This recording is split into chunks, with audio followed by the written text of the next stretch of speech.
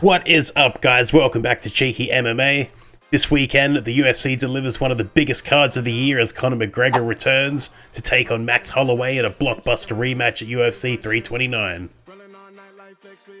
In this video, I'll be breaking down every fight on the main card, along with the final two preliminary bouts featuring former middleweight champion Robert Whittaker and Olympic gold medalist Gable Steveson.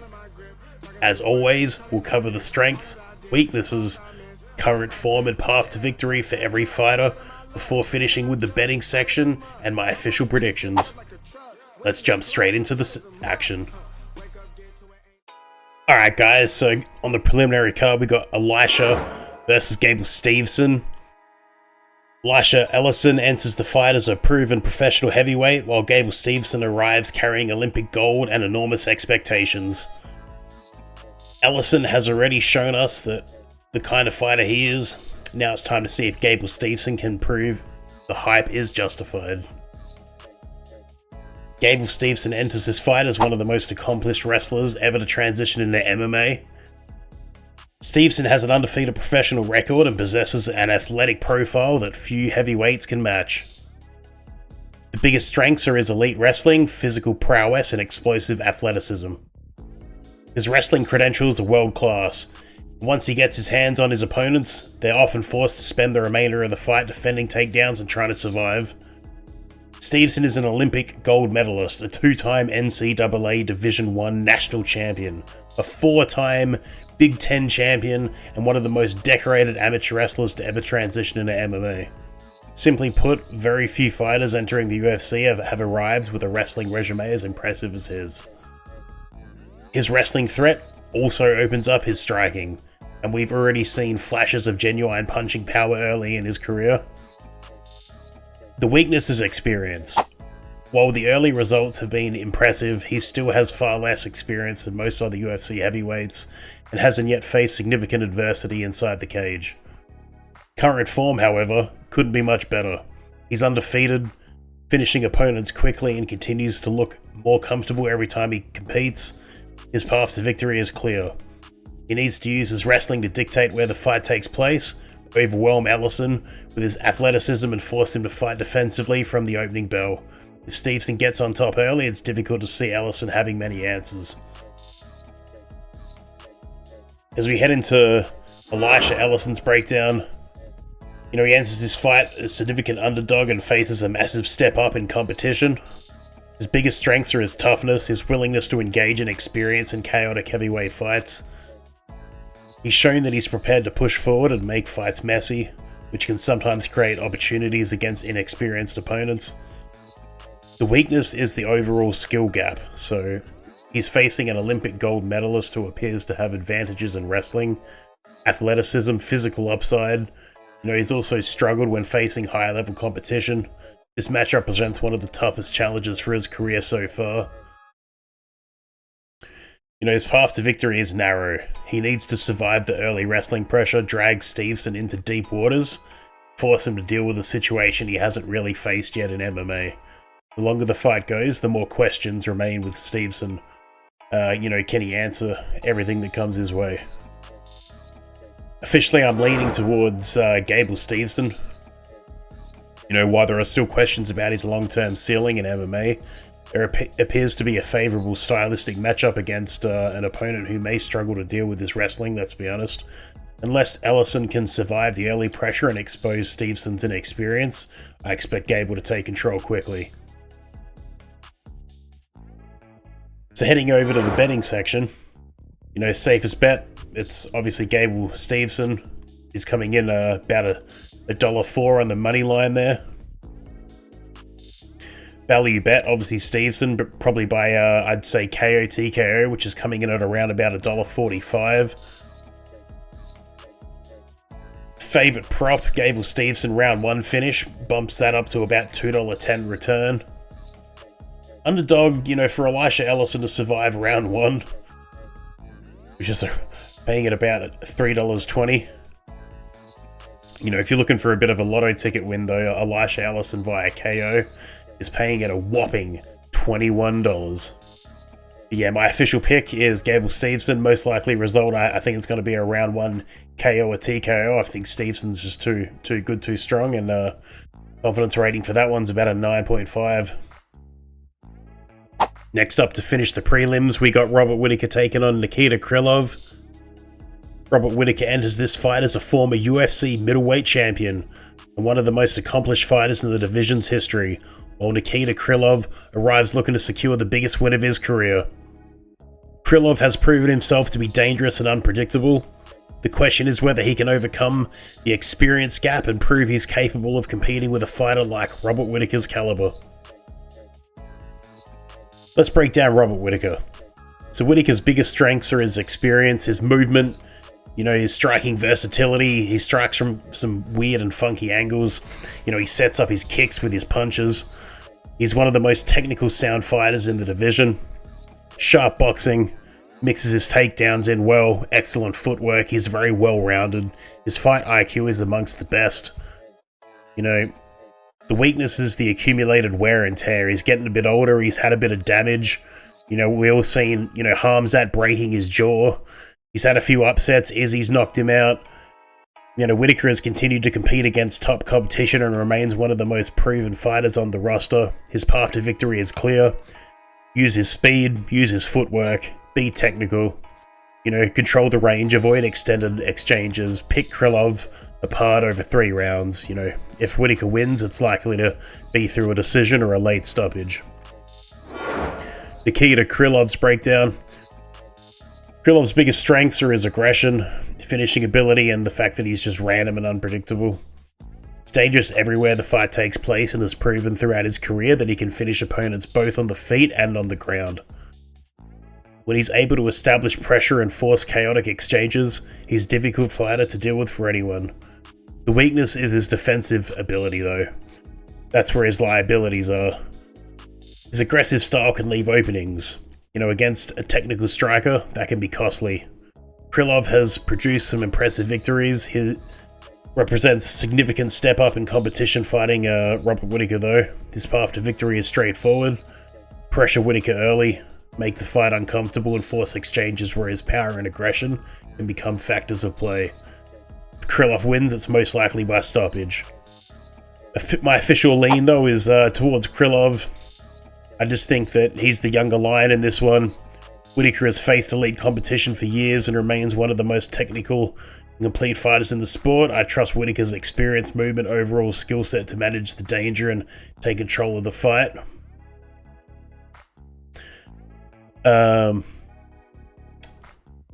Yeah, I think I'm leaning towards Krylov, mainly just because of age and I guess wear and tear, but heading into the betting section, the safest bet I'd say would be Whittaker. Most likely, he probably will outstrike and out-skill Krylov. So he's, I guess, money line is around $1.48. Value bet would be Robert Whittaker as well. By decision, I would say, which is coming in at $2.70. My favorite prop is that the fight goes the distance at around $2.10.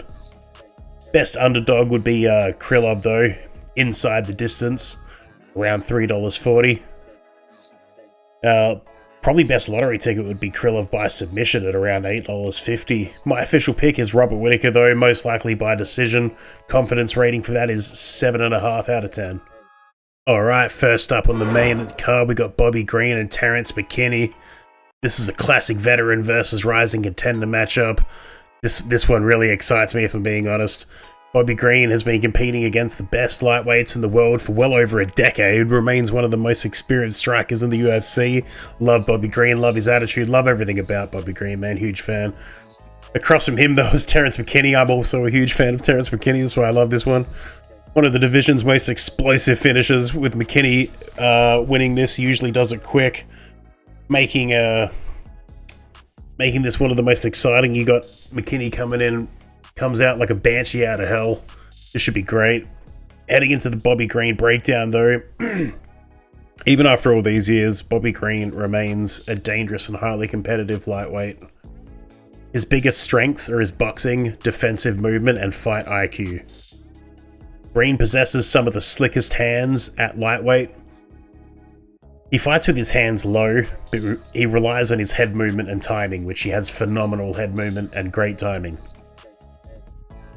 He also is one of the most experienced fighters on the roster, having shared the Octagon with elite names such as Dustin Poirier, Justin Gaethje, Islam Makhachev, Rafael Vasiev, Jalen Turner, and Paddy Pimblett. The weakness is his tendency to start slow. Green often takes time to download information before increasing his output, and against an explosive finisher like McKinney, a slow start could be all of it, could be his downfall and gets him finished. Current form has been encouraging though, despite one of the oldest lightweights on the roster, Green has continued to compete at a high level and has shown he can still has the speed and the durability to give his opponents some trouble. Path to victory is straightforward. He needs to survive the early onset banshee out of hell aggression from McKinney, force the fight into the later rounds, and use his superior boxing and his experience and his composure to gradually take control. If Green extends the fight, his chances significantly improve. As for our boy Terrance McKinney, McKinney is dangerous, he's fast. His biggest strengths are his explosiveness. From the opening bell, McKinney fights with incredible urgency. Whether it's heavy punches, wrestling, opportunistic submissions, he's constantly hunting for a finish and rarely gives opponents time to breathe. He's super fit, he's super athletic, he's super strong. He's a threat anywhere the fight goes. He builds early momentum, very few fighters are able to slow him down. His weakness is pace though. He commits so much energy early that if he doesn't secure the finish, it's just, you can't sustain that kind of output. His form has been very inconsistent. He can come out as a bit of a flash in the pan and finish a bit too early. His path to victory is simple. He needs to overwhelm Green early. He needs to finish him early. It's simple as that. Official lean. This feels like a fight between urgency and patience. McKinney is incredibly dangerous early on, but Green has built a career frustrating aggressive opponents and making better decisions as the fight progresses. If Green survives the opening 5, I believe the momentum begins to shift in his favour. The problem is surviving the first 5 minutes though. Because of McKinney's explosiveness and finishing ability, I'm giving him a slight edge. Heading over to the betting section, safest bet I'd say would fight doesn't go the distance at $1.36. Value bet would be Terrance McKinney by knockout at $2.75. My favourite prop would be Terrance McKinney on round 1 knockout if you want to do the Mystic Mac prediction. Round 1 KO TKO paying at $4.50, that's quite juicy. Best underdog though is Bobby Green via decision at $4.75. Lottery ticket win would be Bobby Green by round 3 knockout at $13. I think I'm going to put a 50 down on that if I'm being honest. But yeah, so my official pick is Terrance McKinney.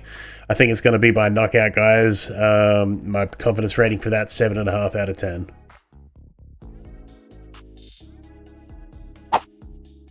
Next up, we got Brandon Royval versus Lona Kavanagh.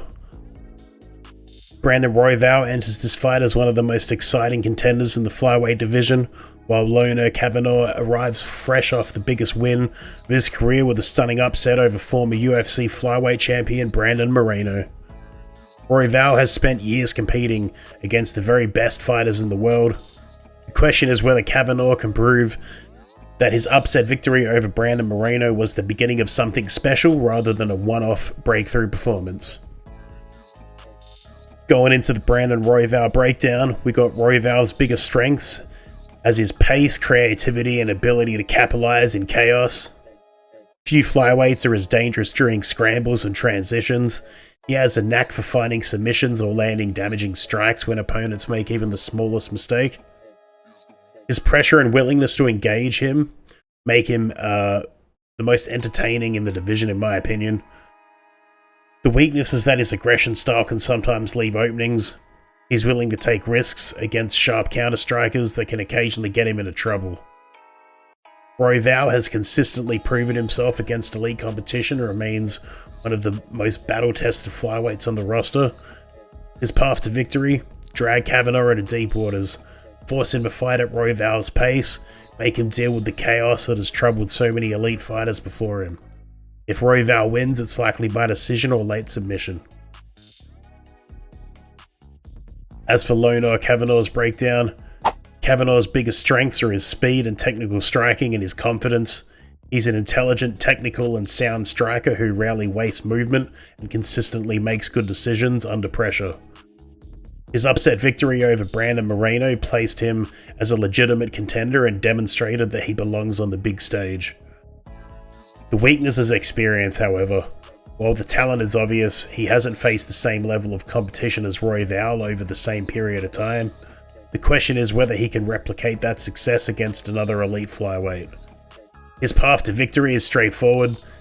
He needs to stay disciplined, composed, keep the fight standing, and use his speed and technical striking to frustrate Royval over 3 rounds. If Kavanagh wins, it's most likely by decision. My official lean: Kavanagh is a legitimate prospect and already knows a massive victory over Brandon Moreno. However, Royval has spent years fighting the best flyweights in the world and has consistently proven himself. I trust Royval's experience for this one. I think his pace and ability are going to be thriving, and I think he gets it done.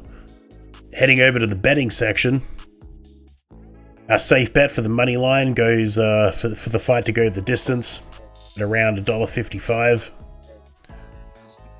Value bet would be Royval via decision, paying at $4.25.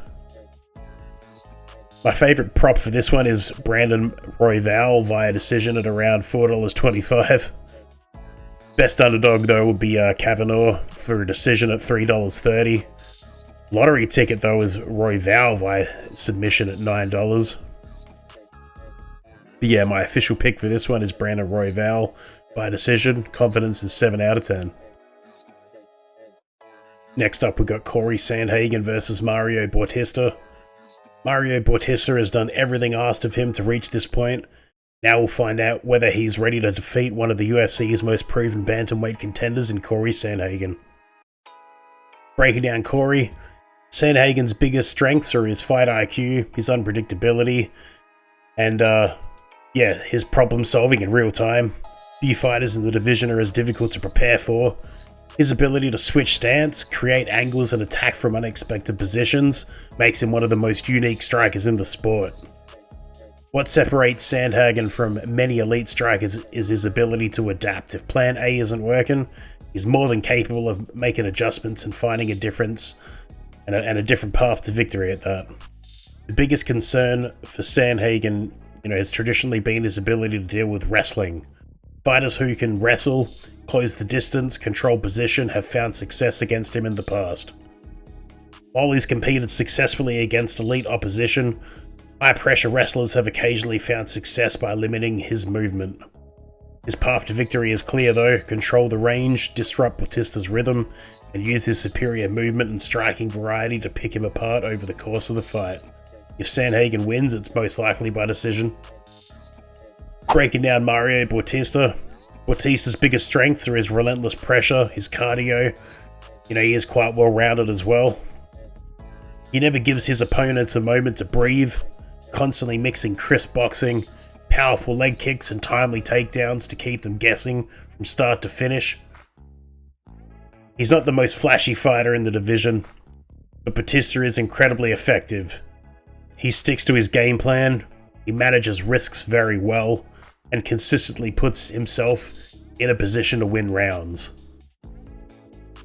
The weakness is his level in competition so far. While his recent run has been impressive, this is a significant step up.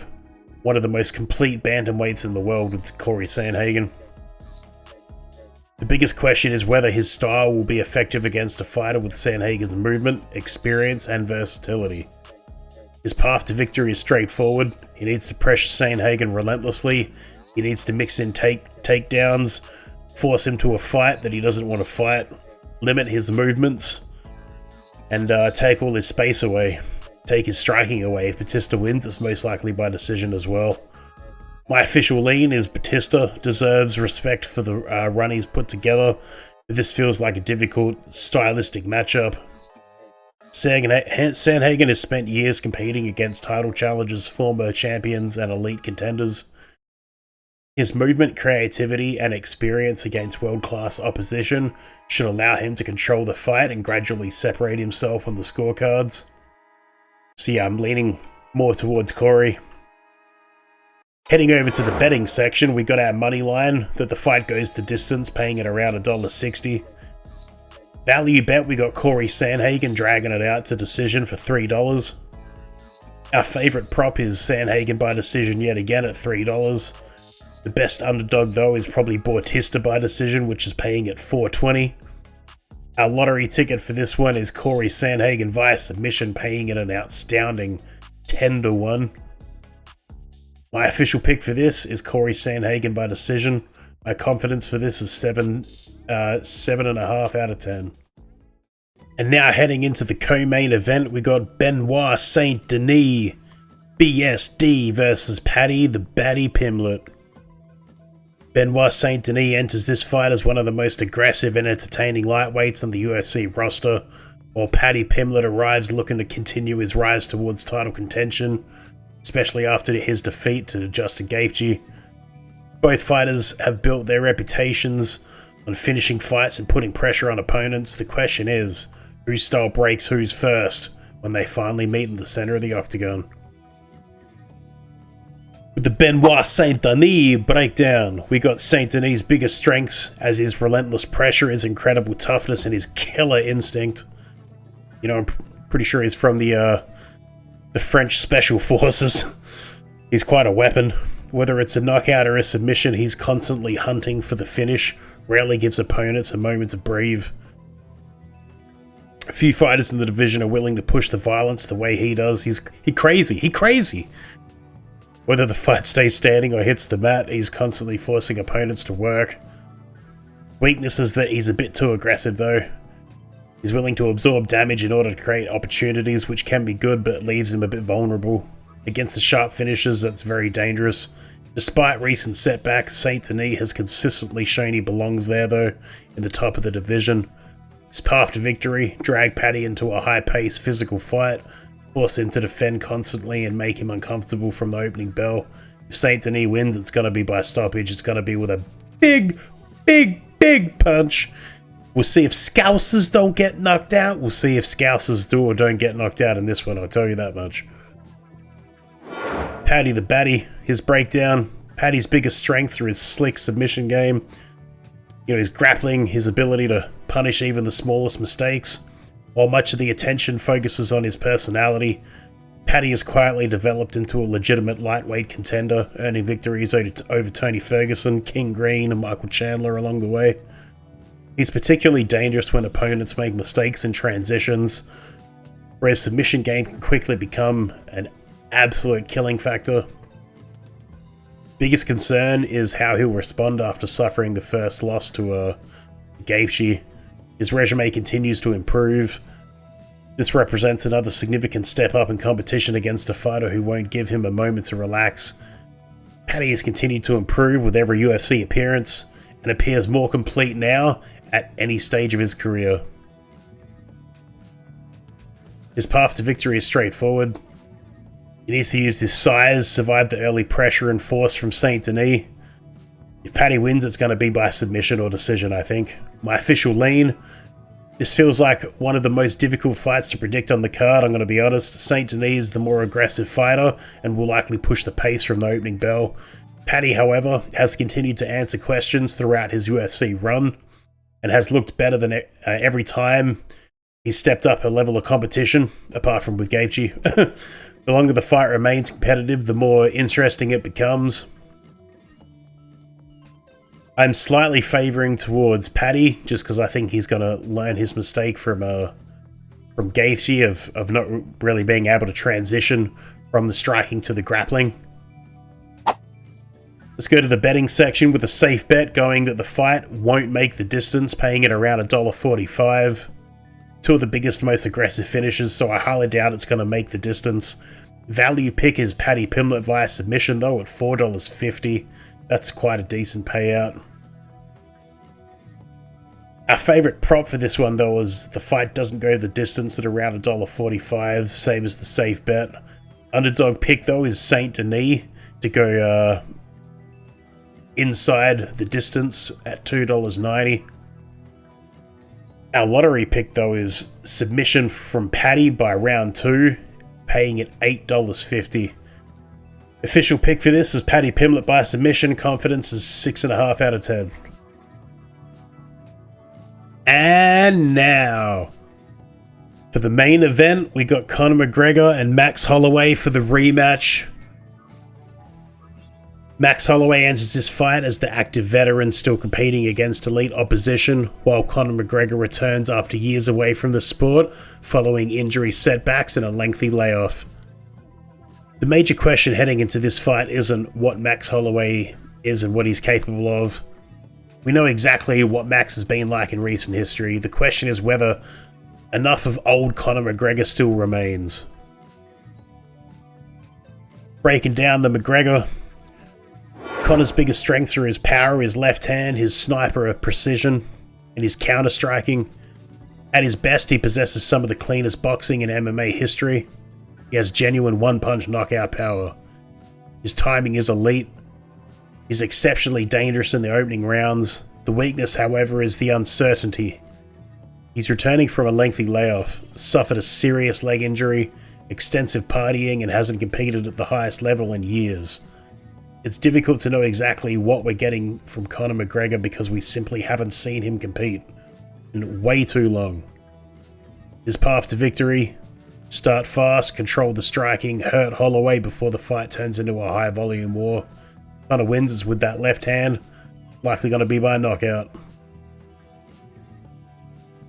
Max Holloway breakdown. We got Max Holloway biggest strengths is his cardio and volume, his durability. Few fighters in MMA can maintain his pace over 5 rounds. He's remained active against elite competition, has consistently fought at championship level. I think he's got one of the highest championship title defense streaks as well, to be fair. He's also absorbed significant damage throughout his career, however. Years of 5-round fights and striking battles with elite opponents inevitably takes a toll on the best of us. Holloway enters this fight with a significant advantage in activity, having remained active and successful against elite competition over the years.